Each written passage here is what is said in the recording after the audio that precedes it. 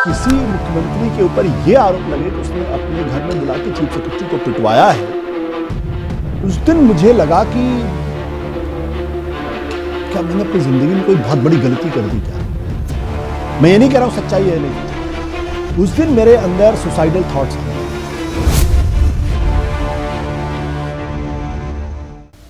नमस्कार, मेरा नाम संदीप है और आप देख रहे हैं श्रेष्ठ भारत। आज हमारे साथ जाने माने पत्रकार और आम आदमी पार्टी के पूर्व नेता आशुतोष जी हैं। आइए दिल्ली चुनाव में आम आदमी पार्टी की हुई हार के बारे में इनसे बात करते हैं। सर, ये बताइए कि दिल्ली में जो आम आदमी पार्टी की हार हुई है उसको आप किस तरह से देखते हैं? मुझे लगता है ये बहुत बड़ा झटका है आम आदमी पार्टी के लिए, क्योंकि उन्होंने भी नहीं सोचा होगा कि वो चुनाव इस तरीके से हार जाएंगे। और हालांकि अभी भी हार का मार्जिन बहुत ज़्यादा नहीं है, सिर्फ 2% वोट का फ़र्क है भारतीय जनता पार्टी और कांग्रेस और आम आदमी पार्टी के बीच में। लेकिन अगर आप पूरा वाकया देखें तो भारतीय जनता पार्टी के साथ जनता दल यूनाइटेड और एलजेपी का वोट शेयर भी था और उनका गठबंधन था। उस लिहाज से तकरीबन 3.5% का गैप है। और जहाँ तक सीटों का मामला है तो 22 और 48 का है।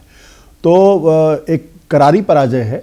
और करारी पराजय इसलिए भी है क्योंकि इन्होंने सोचा नहीं था कि उनकी हार इस तरीके से होगी। आखिरी के समय में तो बहुत ज़्यादा कॉन्फिडेंट हो गए थे, उनको लग रहा था कि उनकी सरकार दिल्ली के अंदर बनी रही।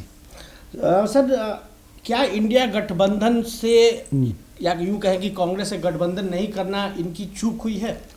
मुझे लगता है कि अगर वो कांग्रेस के साथ गठबंधन करते तो शायद ज़्यादा बेहतर स्थिति होती, क्योंकि अगर आप कांग्रेस का वोट शेयर भी देखें तो कांग्रेस का वोट शेयर और आम आदमी पार्टी का वोट शेयर अगर मिला दें तो तकरीबन 3.78% का फासला है। कांग्रेस और आम आदमी पार्टी का वोट शेयर मिलके हो जाता 50.91% और बीजेपी का तकरीबन 7.5% का 47.47% के आसपास रहता है। तो उस लिहाज से कह सकते हैं कि थोड़ी चूक है, लेकिन ये अरिथमेटिक है, अंकगणित है। जब गठबंधन अगर साथ में होते तो हो सकता है केमिस्ट्री अलग होती, हो सकता लोग लोकसभा में इनको फायदा ज्यादा नहीं हो पाया था उस गठबंधन को लेकर। हाँ, बात आपकी सही है, लेकिन लोकसभा के अंदर क्या होता है ना कि वहां नरेंद्र मोदी के नाम पे वोट पड़ता है, तो वो वोट बिल्कुल अलग तरीके का वोट है और वहां पे आम आदमी पार्टी और कांग्रेस कोई बड़ा विकल्प नहीं दे पाई।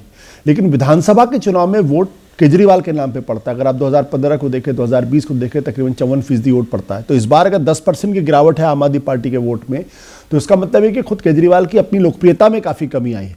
ऐसे में अगर कांग्रेस के साथ गठबंधन करते तो जो बीजेपी विरोधी वोट है वो एकजुट हो जाता, उसमें डिवीजन नहीं होता। कि कुछ अगर मुस्लिम इलाकों में जो वोटों का डिवीजन हुआ या कुछ दलित इलाकों में कुछ डिवीजन हुआ, महिलाओं के अंदर कुछ डिवीजन हुआ है, तो वो शायद नहीं होता।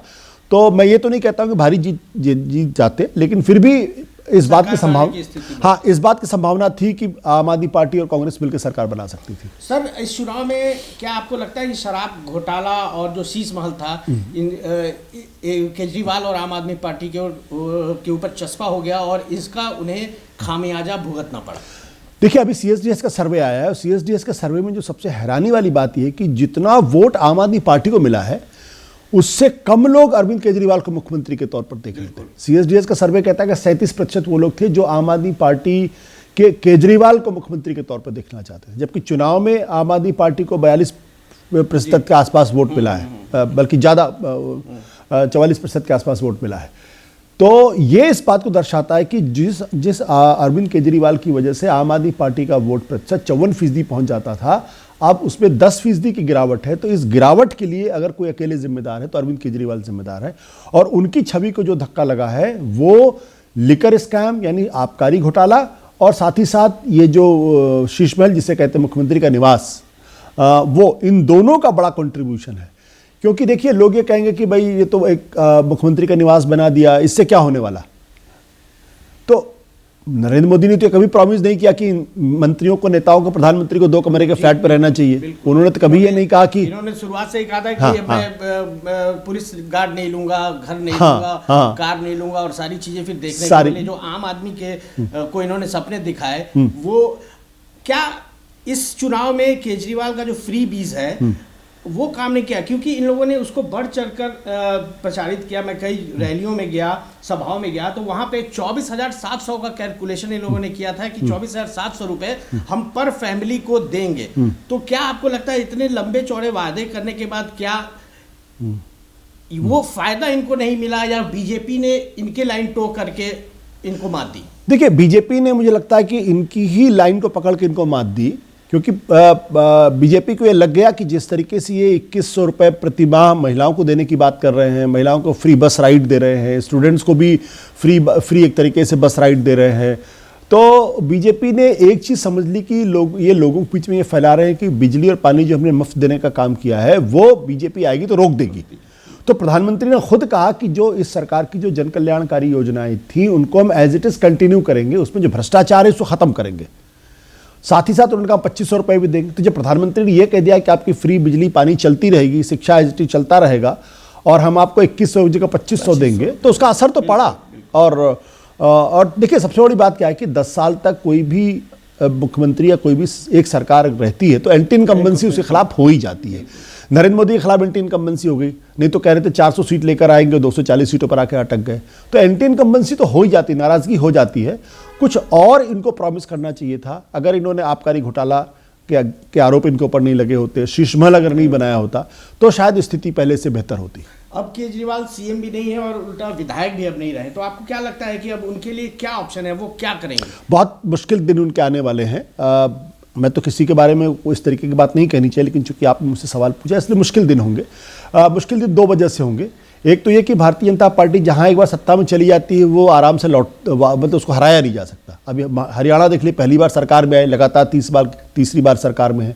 गोवा में लगातार तीसरी बार सरकार है। मध्य प्रदेश में तो लगातार पिछले 25 सालों से सरकारों में दिखाई पड़ती है। गुजरात में लगातार सरकार के अंदर है। तो ये सोच लेना कि 5 साल के बाद अरविंद केजरीवाल की वापसी हो जाएगी, एक बहुत ही मुश्किल सा सवाल है। दूसरा क्या है कि बहुत सारे लीगल केसेस उनके ऊपर, भ्रष्टाचार के आरोप है। 6 महीने जेल में रह चुके हैं। खुद मनीष सिसोदिया 1.5 साल से ऊपर जेल में रह चुके हैं। सत्येंद्र जैन लगभग 1.25 साल जेल में रहे हैं। विजय नायर तकरीबन 1.25 साल जेल के अंदर रहे हैं। वो सारे कोर्ट केसेस अभी चल रहे हैं, उन पर भी तो कोई निपटारा नहीं हुआ है।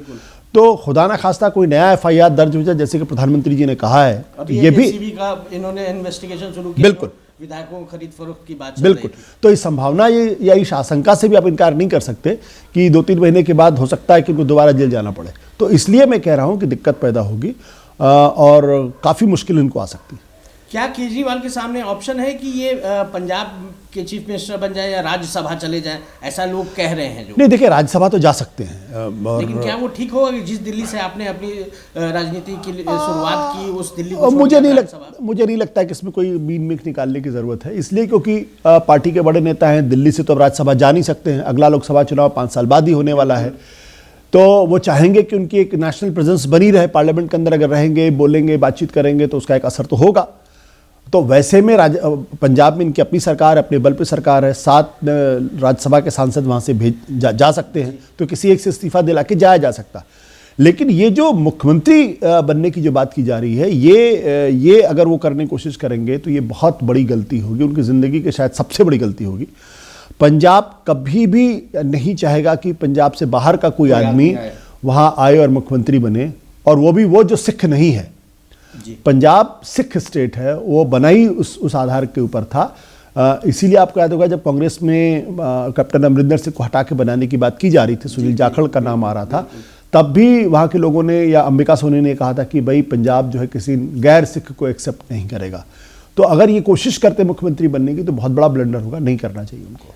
दिल्ली हार के बाद क्या अब लगता है कि पंजाब की स्थिति कुछ गड़बड़ होगी, वहाँ पे सरकार को कोई खतरा हो सकता है? क्योंकि अभी कांग्रेस ने आज सुबह ही ये कहा है कि उसके 20 आम आदमी पार्टी के विधायक जो हैं हमारे टच में हैं। तो और केजरीवाल जी ने भी दिल्ली के साथ साथ जो हारे हुए कैंडिडेट्स हैं भगवंत मान को भी मीटिंग में बुला लिया है। तो ये कहीं ना कहीं एक वो चले, क्या आपको ये लगता है? देखिए, इसके 2 मतलब है। पहला मतलब तो ये है कि वो आम आदमी पार्टी दिल्ली, आम आदमी पार्टी पंजाब, वहाँ की सरकार और बीजेपी और दूसरी पार्टियों को संदेश देना चाहते हैं कि मैं चुनाव हार गया हूँ लेकिन I am still the boss, मैं ही बॉस हूँ, मैं ही आम आदमी पार्टी चलाता हूँ।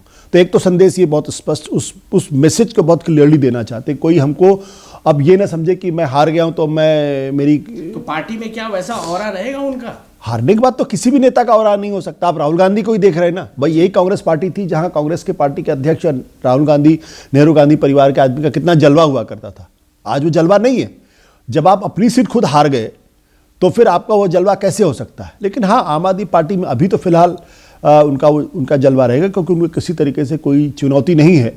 लेकिन अगर वो पंजाब आम आदमी पार्टी में अगर बदलाव की कोशिश करेंगे, वहाँ के मुख्यमंत्री को बदलने की कोशिश करेंगे, तो फिर रिएक्शन होगा पंजाब के अंदर। क्या पंजाब सरकार को खतरा हो सकता है मौजूदा जो सिनेरियो चल रहा है उस स्थिति मैं इस संभावना से या इस आशंका से इनकार नहीं करता हूँ, क्योंकि पंजाब में को अगर ये दिल्ली से चलाने की कोशिश करेंगे, अगर बार बार ये संदेश जाएगा कि अरविंद केजरीवाल दिल्ली में बैठ के चुनाव हारने के बाद अब ये पंजाब सरकार चलाना चाहते हैं या पंजाब पर कंट्रोल करना चाहते हैं, तो पंजाब का मिजाज ऐसा रहा है अतीत में भी, और जो एक पंजाबी जो सोच है वो हमेशा जो है वो दिल्ली तख्त से लड़ती रही है, मुगलों के समय में भी, मुगलों के बाद भी।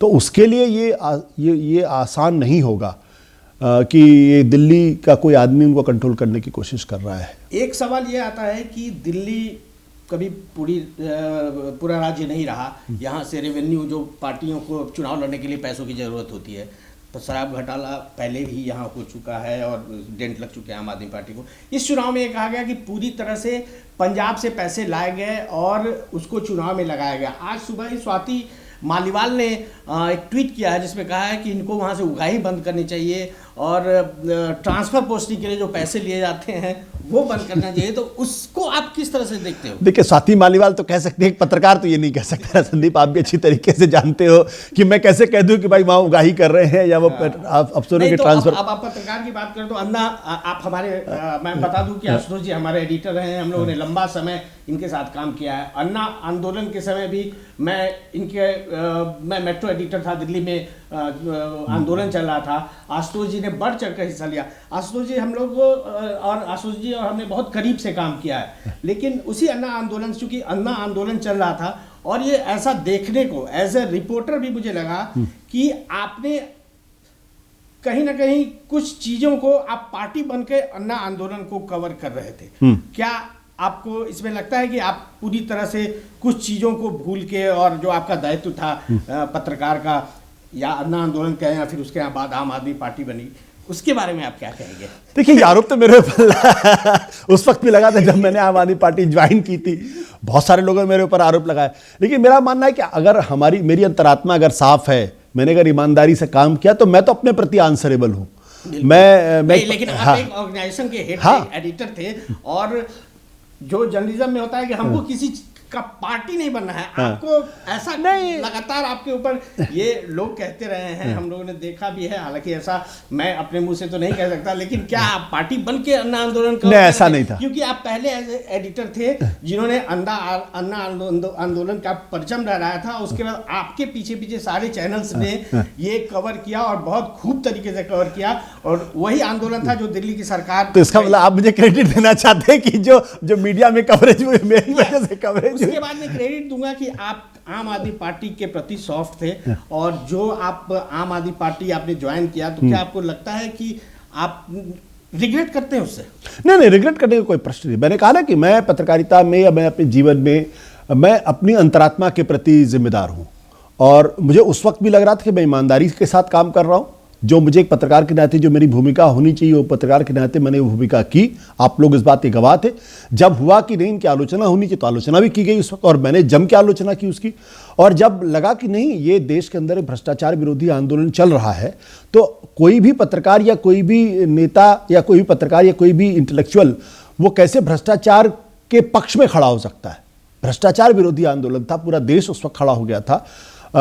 और दूसरी बात क्या है कि मेरा मानना है कि पत्रकार कभी तटस्थ नहीं होता है। जो तटस्थ होने का ढोंग करते हैं, दरअसल तटस्थ वो भी नहीं होते हैं।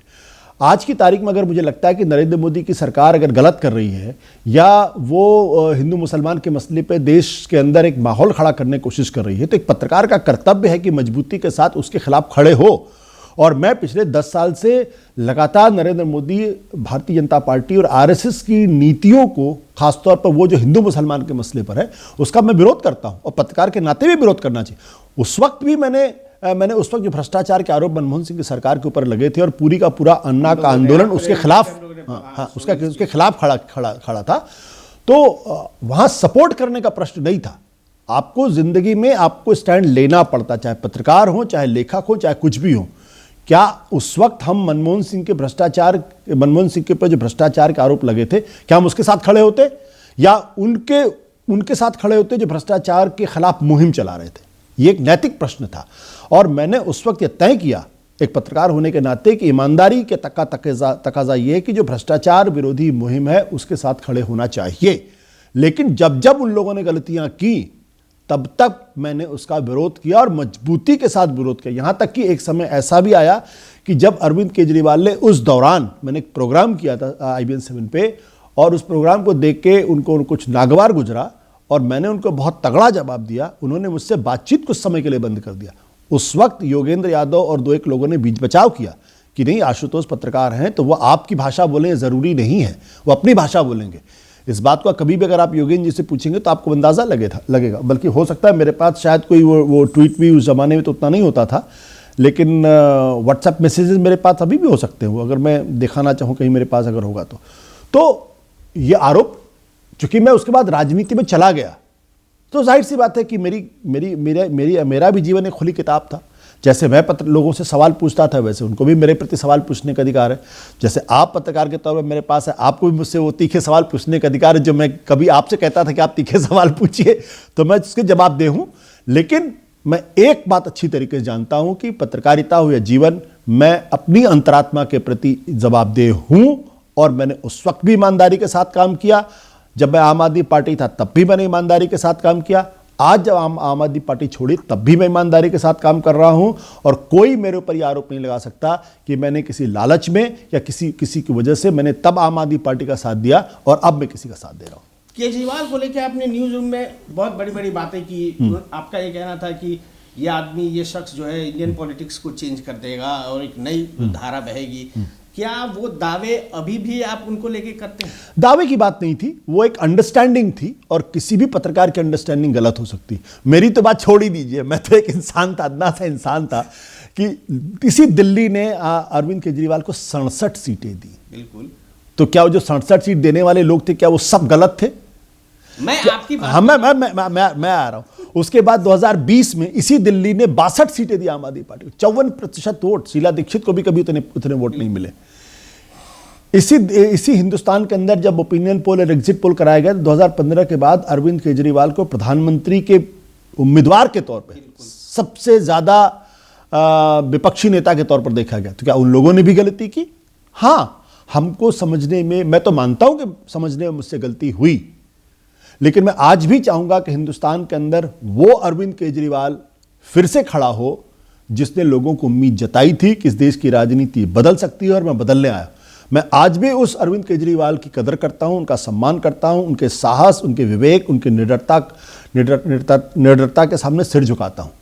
मैं इन अरविंद केजरीवाल को नहीं पहचान पाता हूं जो आज हमारे सामने है, जो शीश महल के घरों में रहते हैं, जो बड़ी बड़ी गाड़ियों में घूम रहे हैं, जो Z+ सिक्योरिटी लेके चल रहे हैं, क्योंकि ये इस अरविंद केजरीवाल को मैं नहीं पहचानता। तो आप कह सकते हैं कि मुझसे मेरी समझ गलत थी उनको लेके, मैं उनको नहीं पहचान पाया, ये आप कह सकते हैं और ये कहने का आपको पूरा अधिकार है। कुल मिला के जो आप एक बनाया था अरविंद केजरीवाल के प्रति एक ऑरा आपने खुद ने नहीं, मैंने नहीं बनाया था। अगर उनके अंदर ऑरा नहीं होता तो दुनिया की कोई ताकत ऑरा नहीं बना सकती है।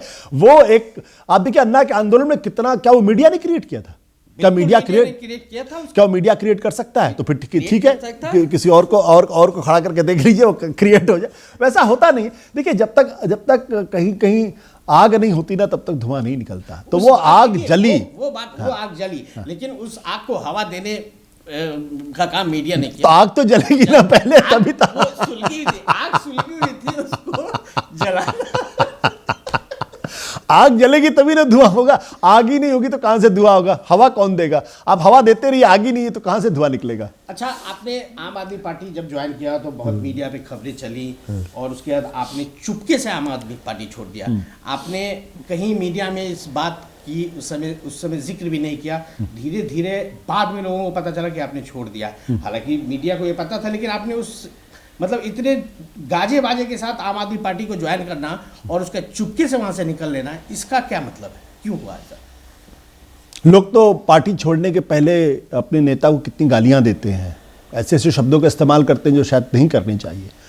पार्टी छोड़ने के बाद लोग आलोचना करते हैं। ऐसे लोग जो कल तक राहुल गांधी का गाना गा रहे थे, अगले दिन पता चला राहुल गांधी को गाली देने लगे। और आम आदमी पार्टी में भी ऐसा हुआ। बहुत सारे लोग जिन्होंने आम आदमी पार्टी छोड़ी, उन्होंने बड़े बड़े वक्तव्य दिए, प्रेस कॉन्फ्रेंसेस की और लगातार इंटरव्यूज़ दिए। मेरा मानना यह है कि बड़की मार रहीम की चित से दे उतार, कि अगर नहीं पट रही तो ठीक है, हमारा संदीप का कभी दोस्ती थी, अगर आज नहीं है तो कोई दिक्कत वाली बात नहीं, हम पब्लिकली जाके आपको गाली नहीं देंगे। और ये मेरे जीवन का स्वभाव है, मेरा अपना स्वभाव है कि मेरी जिससे नहीं पटती मैं चुपचाप उससे अलग हो जाता हूँ। मुझे आम आदमी पार्टी में रहते हुए ये लगा कि मुझे यहाँ मेरा बसेरा अब यहाँ नहीं है। मैं जिस वजह से आया था वो यहाँ पे नहीं हो रहा, कुछ उल्टा हो रहा, कुछ दूसरी चीज़ें हो रही हैं। हो सकता है मेरी सोच इस वक्त भी गलत हो।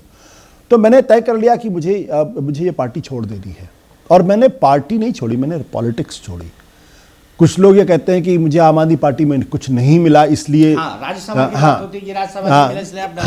कुछ लोग कहते हैं कि आम आदमी पार्टी में कुछ नहीं मिला इसलिए। मैं उन सब लोगों को बताना चाहता हूँ कि मैं आम आदमी पार्टी की highest decision making body political affairs committee का मेंबर था फ्रॉम द डे वन। जिस दिन आम आदमी पार्टी ज्वाइन की थी उस दिन से पार्टी ने मुझे लोकसभा का चुनाव लड़ाया, हार गया एक अलग सवाल है। आम आदमी पार्टी दिल्ली यूनिट का मैं प्रेसिडेंट था, 6 महीने के अंदर मैं बन गया था। दिल्ली यूनिट के बाद मैं अखिल भारतीय आम आदमी पार्टी संगठन का मैं इंचार्ज था। इससे ज़्यादा कोई पार्टी क्या दे सकती है? राज्यसभा के वक्त जरूर मेरा नाम चल रहा था और नहीं हुआ वो एक अलग प्रश्न, कभी उसके बारे में भी मैं लिखूंगा, क्योंकि बहुत सारे लोगों के मुगालता कि उन्होंने मेरा टिकट काट दिया। हकीकत कुछ और भी थी, और हकीकत ये थी कि इसी कुर्सी पे, इसी टेबल पे, यहीं पे सोफे पे बैठकर 15 दिन तक आम आदमी पार्टी के लोग मुझे मनाते रहे और इसी घर पे आते थे। फाइनली फैसला हुआ कि नहीं, मैं नहीं जाऊंगा। तो खैर वो कभी और कहानी, फिर कभी और कहेंगे। तो ये मेरा स्वभाव है। मैं गाली गलौज करने में, दोस्तों जिनके साथ दोस्ती थी, अगर रिश्ता नहीं चलता तो मैं उनको गालियां नहीं देता। इसलिए मैंने चुपचाप किनारा कर लिया। और हकीकत यह है कि जिस दिन मैंने आम आदमी पार्टी छोड़ी उस दिन दोनों राष्ट्रीय पार्टियों की तरफ से मेरे पास ऑफर था।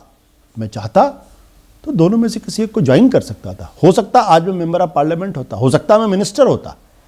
लेकिन मैंने ये तय किया था और मैंने अपने घर में अपनी पत्नी को बोला था कि देखो मैं पॉलिटिक्स छोड़ रहा हूँ, मैं राजनीतिक दल नहीं छोड़ रहा हूँ। और जब आप पॉलिटिक्स छोड़ रहे हैं तो हो सकता है मेरे आने वाले दिन, अंतिम समय बहुत बुरे गुजरें, क्योंकि मुझे ये भी मालूम था कि कोई आदमी मुझे अब नौकरी पे नहीं रखेगा। एक बार आपको राजनीति का दाग लगता है तो लोगों को हिचक होती है। और मुझे ये भी मालूम था कि नरेंद्र मोदी की सरकार है और मैं लगातार उनकी आलोचना करता रहा हूँ, तो मेरे लिए एक ही गुजारा हो सकता है कि मैं उनके साथ हो जाऊँ, तब तो मुझे नौकरी मिलेगी। तो मैं सब कुछ सोच कर निकला था। तो मेरा मोहभंग राजनीति से हुआ था, मेरा मोहभंग आम आदमी पार्टी से नहीं हुआ था। और मुझे लगा था कि राजनीति मेरे स्वभाव के विपरीत है, इसमें मेरा बसेरा नहीं है, तो मैंने छोड़ दिया, इसलिए छोड़ा। तो अब अगर इसमें भी संदीप जी को आपत्ति है कि मैंने चिपके क्यों छोड़ दिया, तो फिर मैं संदीप जी में कुछ नहीं कर सकता। नहीं तो कुल मिला के राजनीति आपके लिए नहीं है। आप कह सकते हैं, हर आदमी का अपना स्वभाव होता है और हर आदमी को अपने स्वभाव के हिसाब से ही काम करना चाहिए। ऐसा अब मुझे अगर कोई चीज़ नहीं आती है, मैं उसमें अगर सफल नहीं हो सकता हूँ या मैं उस काम को ठीक से नहीं कर सकता हूँ, मैं लगातार उस पर संघर्ष करता रहूँ तो कोई फ़ायदा नहीं है। मन, सबसे बड़ी चीज़ क्या होती है? मन की शांति। और मैं आज आपसे एक बात बता रहा हूँ, मैंने हालांकि कहीं एक आध बार कहा है कि जिस दिन दिल्ली के अंदर ये खबर आई कि मुख्यमंत्री निवास में मुख्य सचिव को पीट दिया गया, मैं नहीं जानता गलत खबर है या सही खबर है, मुझे नहीं मालूम, क्योंकि मेरे पास कोई सबूत नहीं इस बारे में। लेकिन ये खबर आना ही अपने आप में बहुत ही खराब बात है। स्वाति मालीवाल के साथ आप देखें, मैं फिर वही कहूंगा, मेरे पास कोई जानकारी नहीं है कि स्वाति मालीवाल के साथ क्या हुआ या जो भी आरोप तो है। तो अगर किसी मुख्यमंत्री के ऊपर यह आरोप लगे कि उसने अपने घर में बुला के चीफ सेक्रेटरी को पिटवाया है, उस दिन मुझे लगा कि क्या मैंने अपनी जिंदगी में कोई बहुत बड़ी गलती कर दी क्या। मैं ये नहीं कह रहा हूं सच्चाई है नहीं सच्चाई, उस दिन मेरे अंदर सुसाइडल थॉट्स आने लगे और उस दिन मैंने तय कर लिया कि अब मुझे आम आदमी पार्टी छोड़ देनी है। अब मैं पॉलिटिक्स में नहीं रह सकता, क्योंकि मैं अब अगर मैं पार्टी में रहता तो, और मुझे जाकर डिफेंड करना पड़ा। आपको हैरानी होगी कि एक तरफ मैं उस मानसिक वेदना से गुजर रहा था, एक इमोशनल टर्मोइल से गुजर रहा था, दूसरी तरफ प्रेस कॉन्फ्रेंस करके मैं उसी को जस्टिफाई भी कर रहा था कि ये सब गलत है, आरोप झूठे हैं, सही नहीं है, मुझे नहीं मालूम कि इसमें कितनी सच्चाई, लेकिन मेरे मन में ये चीज बैठ गई कि यार ऐसा कैसे हो सकता है। कि पार्टी में थे तो क्या आपको अंदर की खबर नहीं थी कि पिटाई हुई है या नहीं हुई है? इसमें कई वर्जन्स हैं। सीसीटीवी फुटेज थे? नहीं, सीसीटीवी फुटेज वगैरह कुछ नहीं था हुए, और देखिए इसीलिए वो सब एक्सोनरेट हो गए उसमें। क्या ये हैबिचुअल ऑफेंडर की तरह है? मैं चीफ सेक्रेटरी के साथ देखिए, फिर स्वाति मालीवाल ने सेम आरोप लगाया। देखिए मेरे साथ तो उनके संबंध बहुत अच्छे थे और अंतिम समय तक अच्छे संबंध थे, उसमें कोई गड़बड़ नहीं थी। इसके हमेशा दो वर्जन थे। एक वर्जन था कि नहीं ऐसा हुआ, दूसरा वर्जन था कि ऐसा नहीं हुआ। और जाहिर सी बात है कि अंत में जो है वो अदालत ने भी माना कि जो आरोप थे वो आरोप सही नहीं थे। तो मेरा तो यही कहना है, सिर्फ इतनी सी बात है कि ऐसा कैसे ये आरोप कैसे लग सकता है, जिसको आप एक मुख्यमंत्री के, आप हिंदुस्तान में कभी नहीं हुआ कि किसी मुख्यमंत्री ने अपनी चीफ मिनिस्टर किसी के ऊपर आरोप नहीं लगा। तो जब यह आरोप लगना ही अपने आप में बहुत बड़ी बात है, मुझे लगा कि नहीं ये कुछ गलत है, ये ठीक नहीं। तो उस दिन जब मेरे अंदर वो थॉट आए तो मैंने सोचा कि नहीं अब छोड़ देना चाहिए, मन की शांति ज़्यादा बेहतर चीज़ है। अरविंद केजरीवाल पे लास्ट क्वेश्चन, कि अरविंद केजरीवाल को लोग आमतौर पे अपॉर्चुनिस्ट, उनके लिए एक बात और एक बात झूठ बोलना, ये दोनों उनकी खासियत बताते हैं। आपने इतने दिन तक काम किया, आप इसको किस तरह से देखते हो, किस तरह से एनालाइज? देखिए आज मैं कुछ भी बोलूँगा तो लोग कहेंगे कि आप जो है अपनी खींच निकाल रहे हैं।